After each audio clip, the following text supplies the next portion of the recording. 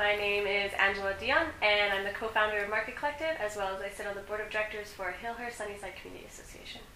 So I'm a strong advocate for Calgary to better utilize the empty spaces and underused spaces they have in the city, because there are a lot of amazing spaces that could be opened up for creative projects, and right now they're not. And Calgary has a really interesting infrastructure. We were a boom town, and I think that from that boom town we have some buildings that are going to have to come down soon, and I think that in order for us to better utilize those spaces, it's a timely matter, and I think that it's better to do a project that's, let's say, a year long in a building that's going to be taken down than to wait a year with that building empty and not anything to happen in that space. And I think there's a lot of examples in the city, and I think also that people are really starting to realize that, but realizing it and actually creating the infrastructure and the permits around that space in order to accomplish that are completely different. Personally, I'm really excited about the Blow to Buff initiative that's happening in Sunnyside Hillhurst right now. It's actually a full redevelopment of 3 triangle parks that are right beside the Sunnyside C-train station,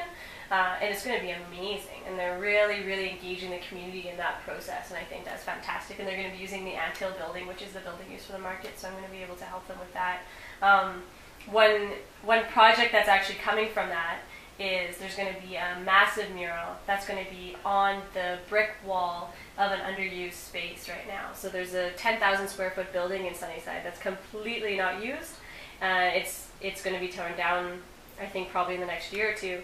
And in order to, I guess, kind of utilize that building for whatever way they can right now, they're actually going to commission an artist to paint that wall. And so I'm really, really excited about that. From the very beginning, they've involved the community in whatever capacity they can, and it's been a really nice project. So you have, architects that are working with this, and landscape developers that are working with this, and they're sitting side by side with, an elderly person of the community and being like, what do you want, And so that sort of thing, I think, is really, that's what true community development is when people are authentically working side by side and both are equally distributing that ownership, and I think that's really nice.